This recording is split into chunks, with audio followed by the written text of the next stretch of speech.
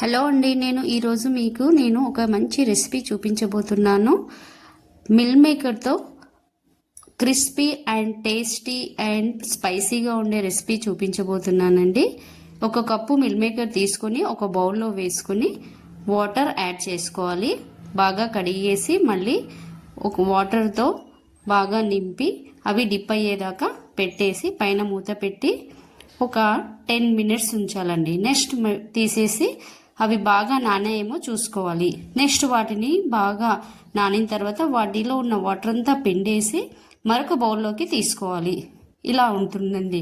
Next ఏం చేయాలంటే వీటిని ప్యాన్ పైన ఆయిల్ 1 టీ స్పూన్ ఆయిల్ వేసి మిల్ మేకర్ వేసి బాగా కలిపి బ్రౌన్ కలర్ వచ్చే వరకు వేయించాలి. నెక్స్ట్ ఇందులో 1 టీ స్పూన్ పసుపు, 1 టీ స్పూన్ కారం, 1/2 టీ స్పూన్ సాల్ట్ వేసేసుకోవాలి. వేసి బాగా కలుపుతూ ఉండాలి. ఇలా బాగా కలిపి ఏం చేయాలంటే ఇది మంచిగా క్రిస్పీగా అయ్యే వరకు మెల్లిగా స్టవ్ సిమ్లో పెట్టేసుకొని మూత పెట్టకుండా బాగా కలిపేస్తూ ఉండాలి. ఇది మంచి కలర్ వచ్చే వరకు కలపాలి.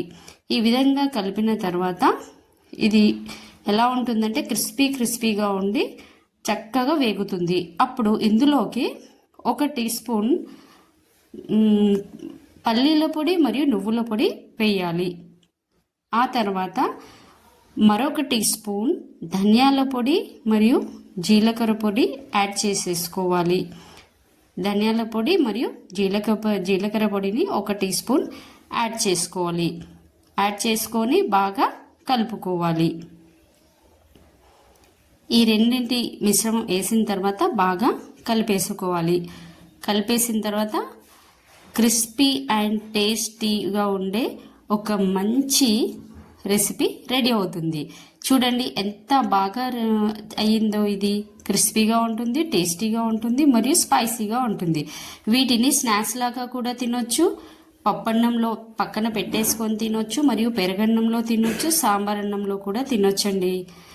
ఇంతవరకు నా ఛానల్ని సబ్స్క్రైబ్ చేసుకున్న వాళ్ళందరికీ నా ధన్యవాదాలండి.